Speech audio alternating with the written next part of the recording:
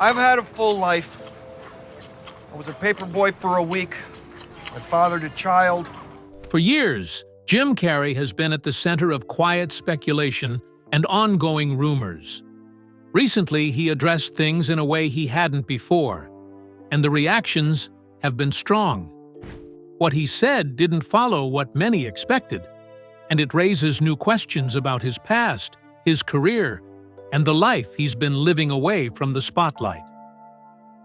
Join us as we take a closer look at what was finally revealed. Early cracks.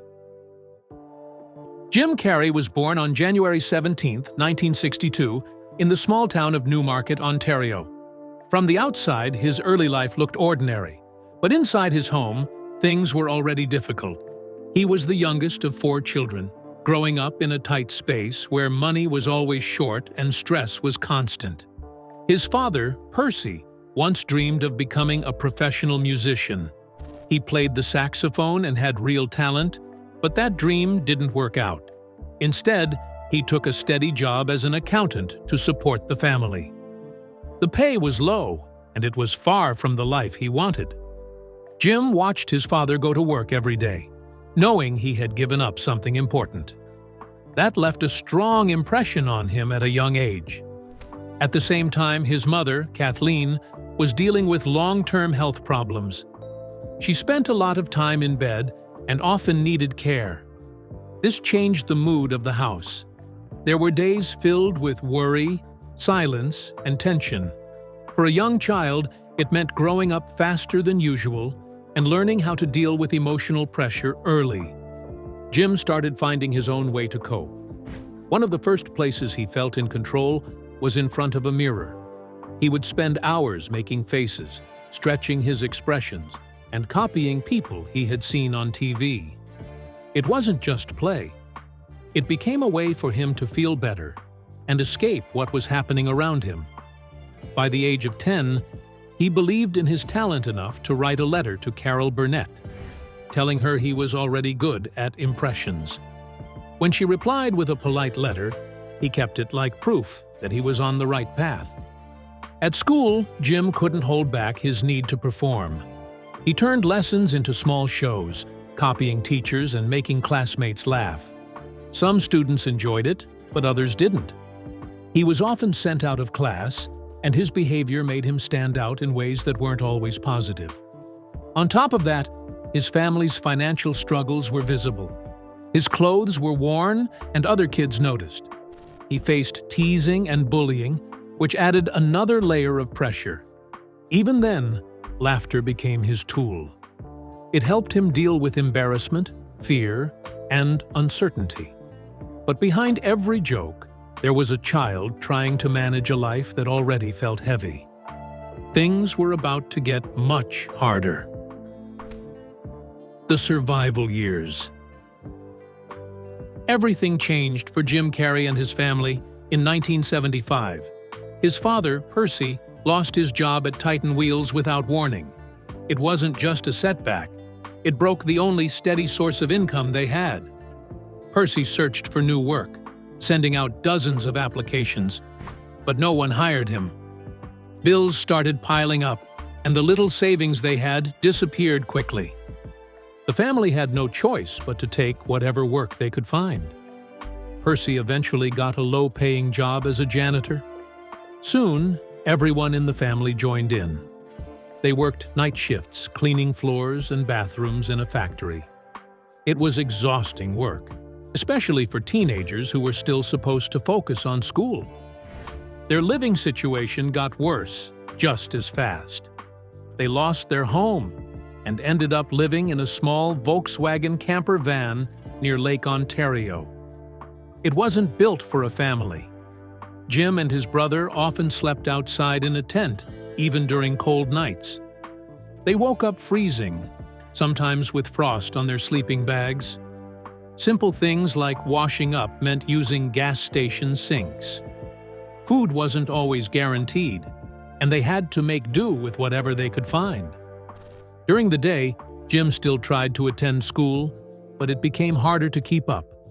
He was tired, distracted, and carrying stress that most kids his age didn't understand. By the time he turned 16, he made a decision that would shape his life. He dropped out of school to work full-time and help support his family. It wasn't about choice, it was about survival. At home, things were just as heavy. His mother's health had gotten worse, and she needed constant care. Jim took on that responsibility. After long nights at work, he would come home and help her with basic needs like getting out of bed, eating, and moving around. It was physically tiring and emotionally draining. There was no break, no time to rest. Through all of this, something inside him kept going. He didn't stop being funny, but the reason behind it changed. Before, making faces and jokes was fun. Now, it became a way to deal with everything around him. Humor helped him get through long nights, stress, and fear. It gave him small moments of relief when life felt too heavy. What started as simple entertainment slowly turned into something deeper. It became part of how he handled pain, pressure, and responsibility at such a young age. But the hardest moments were still ahead. Trauma that didn't leave. For Jim Carrey, the hardest part of his early life wasn't just poverty. It was what he saw happening inside his own family. One of the most painful moments came when his father, Percy, reached a breaking point. After years of stress, failure, and feeling stuck, Percy tried to take his own life. It didn't happen just once. He later admitted there had been more than one attempt during those difficult years. Jim was still young, and seeing this left a deep mark on him. It wasn't something he could forget or fully understand at the time. The person he looked up to the most was struggling in a way that felt frightening and unpredictable. From that moment on, Jim carried a constant fear that the same kind of darkness could exist inside him too. At the same time, his home life continued to be unstable. His mother, Kathleen, was dealing not only with illness, but also with heavy medication use. Over time, that turned into dependency. Jim watched her behavior change. There were moments when she seemed distant or not fully present. For a teenager already dealing with stress, this added confusion and emotional strain. All of this began to show in Jim's own behavior. He became more withdrawn at times, especially when he wasn't performing or making people laugh. There were periods where he felt low and disconnected. He later spoke about moments where he hurt himself, not because he wanted attention, but because he was trying to feel something real during times when everything felt numb. Even as these struggles grew, he didn't talk about them openly. Instead, he leaned harder into comedy. On the surface, he was the funny one, the one who could turn any situation into something people laughed at. But underneath, that humor was doing more than entertaining others. It was helping him manage fear, sadness, and confusion. This is where a pattern started to form. Comedy became two things at once. It was an escape, giving him a break from reality, even if only for a few minutes. At the same time, it became a mask. It allowed him to hide what he was feeling so others wouldn't see the pain behind it. That mix of laughter and hidden struggle stayed with him. It shaped how he saw himself and how he connected with others. Even when he was making people laugh, part of him was still dealing with everything he had seen growing up. And soon, he would take that hidden pain and step onto a stage for the first time. Failure and reinvention. When Jim Carrey first stepped onto a real stage, it didn't go the way he imagined. At just 15 years old, he performed at Yuck Yuck's Comedy Club in front of a live audience. He wore a bright suit his mother had picked out, thinking it looked like what comedians wore on TV. But the crowd didn't respond well. The jokes didn't land. and the energy in the room felt flat. For many people, that kind of failure would have been enough to quit. For Jim, it became something he had to learn from. He kept trying, performing again and again, slowly getting better. But bigger doors didn't open right away. One of his biggest early goals was to get on Saturday Night Live. He auditioned multiple times in the early 1980s. Each time, he was turned down.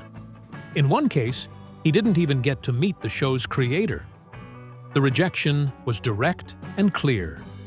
They didn't think he was right for the show. That kind of repeated rejection could have ended his momentum, but instead, it forced him to rethink what he was doing. With little money and no guarantees, Jim made a bold move. He left Canada and went to Los Angeles, carrying only a small amount of cash. Life there was not easy.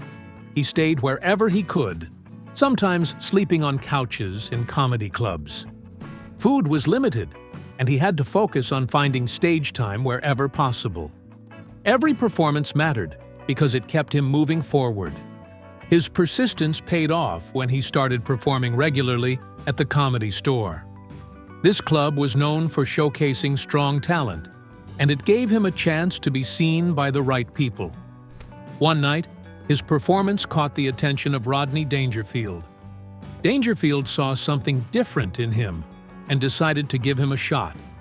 He invited Jim to join his tour, which meant performing in front of large crowds across the country. That opportunity changed things. It gave Jim real experience and helped him build confidence. More importantly, it pushed him to grow. Up to that point, much of his act was based on impressions of other performers. But after facing rejection and pressure, he realized he needed his own style. He began creating original characters, using exaggerated movements and expressions that stood out from everyone else. This shift made him different. People started to notice that his performances were not just about copying others. They were unpredictable and full of energy. It was the beginning of the style that would later define his career. And soon, that new approach would finally get him noticed on a much bigger stage. Fame arrives fast. Everything changed quickly for Jim Carrey when he joined In Living Color in 1990. After years of struggling, he finally had a platform where millions of people could see him. The show was bold, fast-paced, and different from anything else on TV at the time. From his very first appearances, Jim stood out. His energy, facial expressions, and willingness to go further than anyone else made him impossible to ignore. One of his most famous creations during this time was Fire Marshal Bill.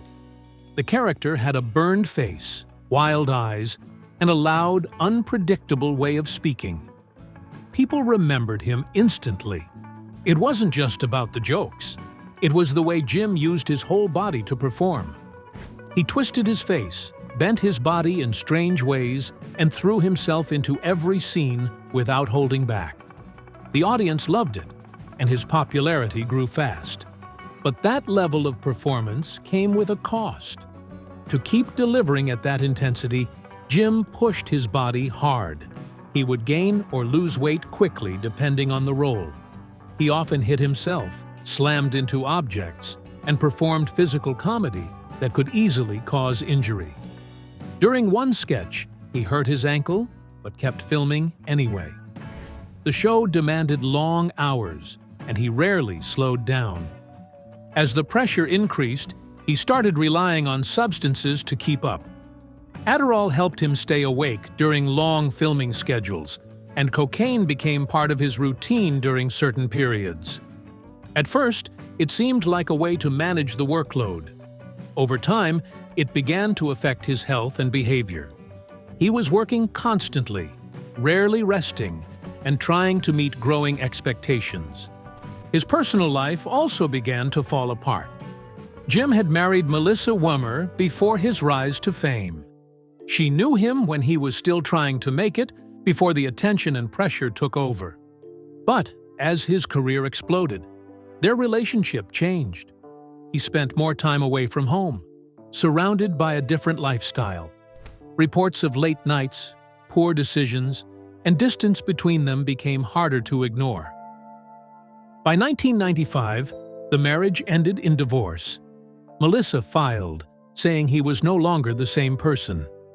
Fame had changed his habits, his priorities, and the way he treated the relationship. While audiences were laughing at his performances every week, his personal life was quietly breaking down.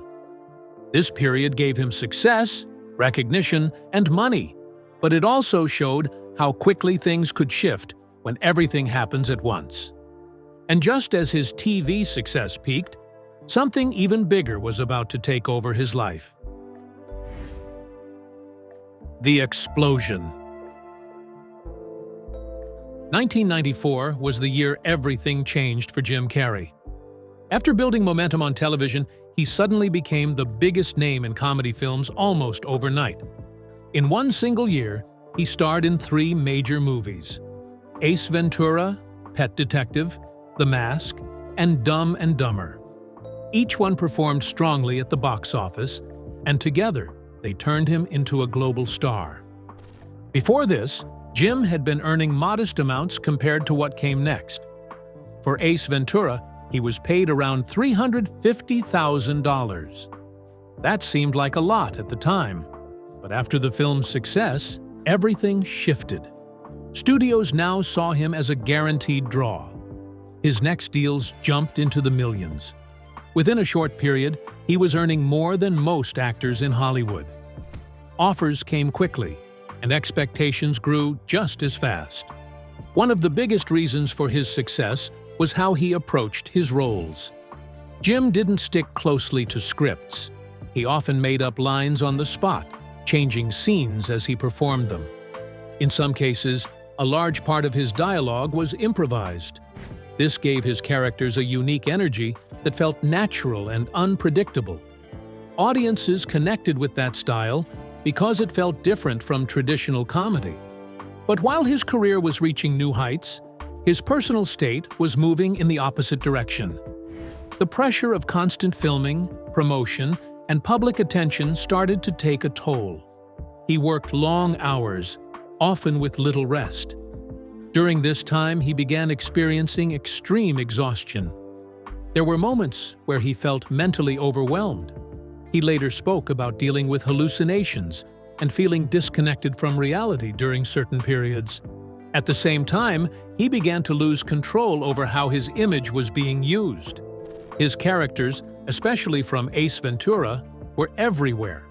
There were toys, merchandise, and promotional products using his face and voice. While this increased his visibility, it also led to conflict.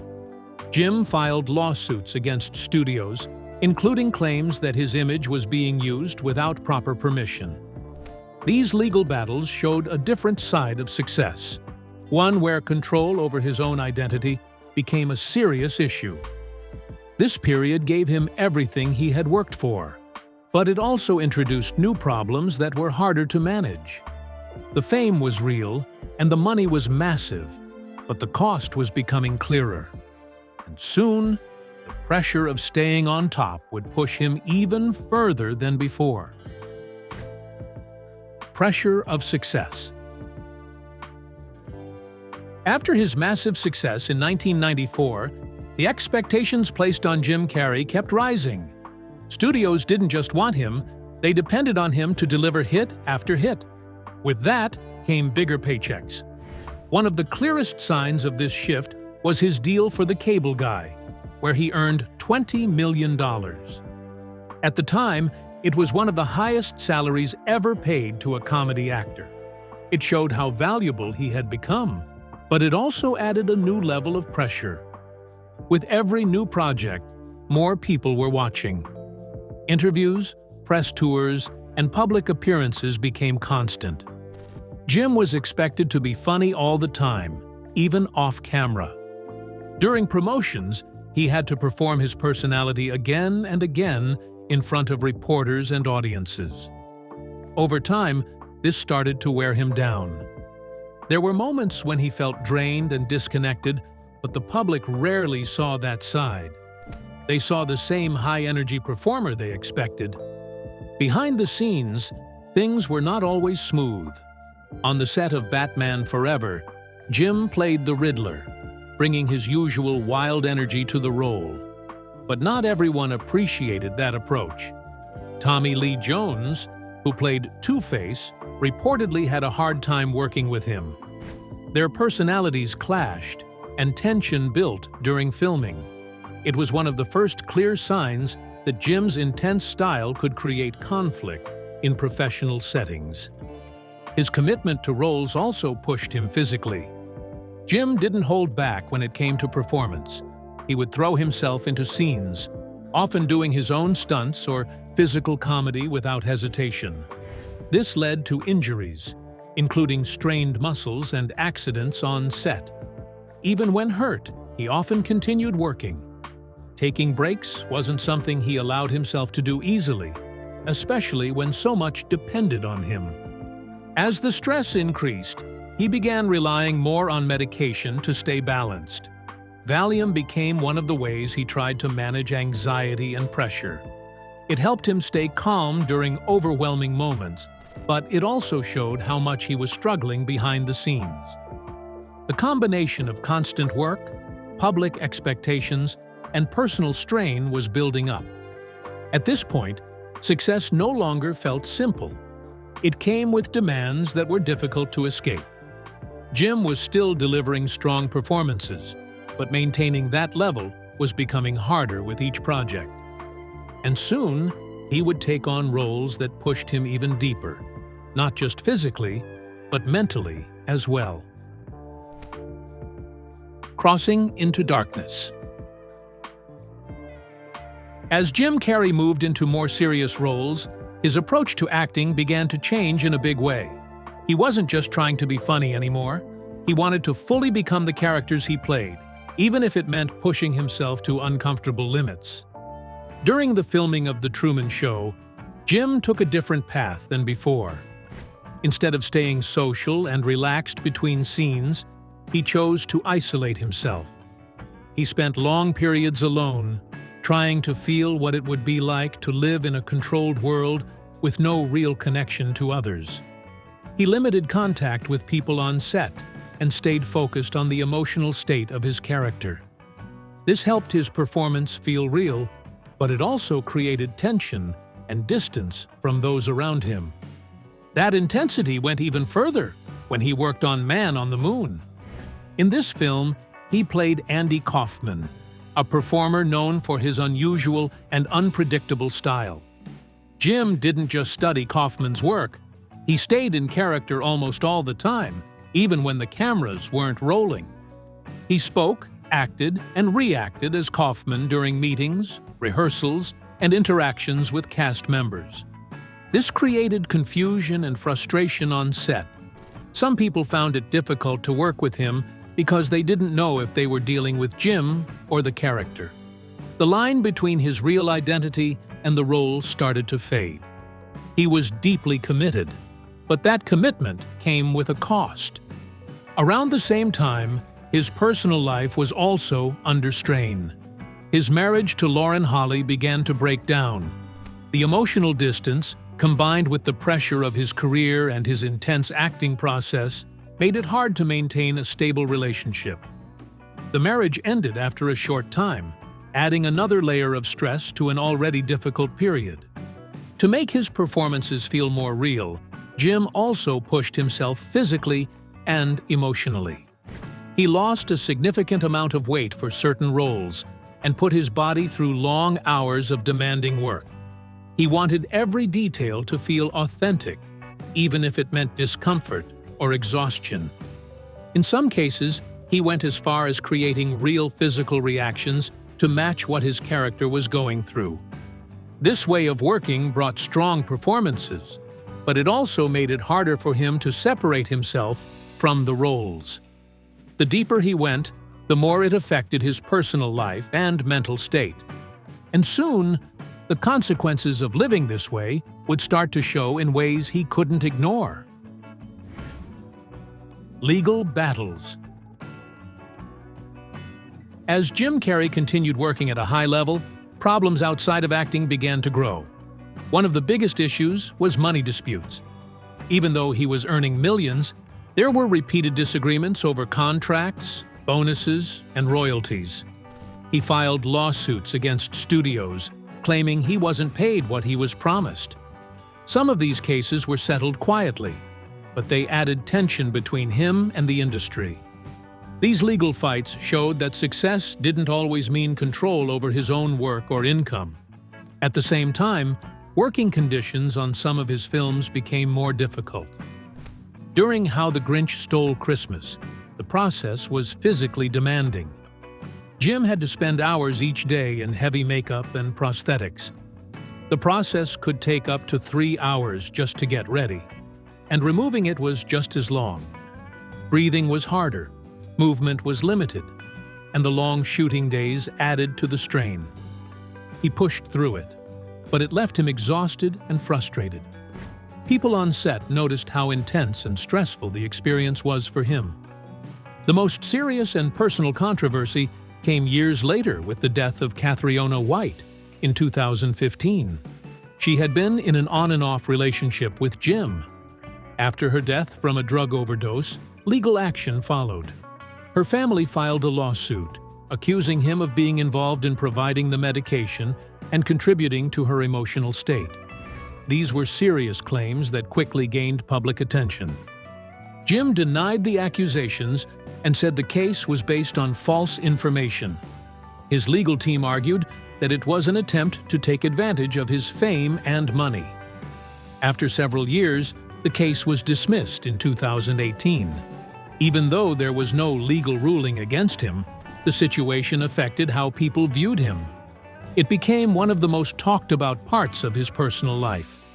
This created a clear gap between his public image and what was being said about him privately. On screen, he was still known for making people laugh. Off-screen, he was dealing with legal battles, personal loss, and public criticism. It became harder to separate the two. Over time, he began stepping back.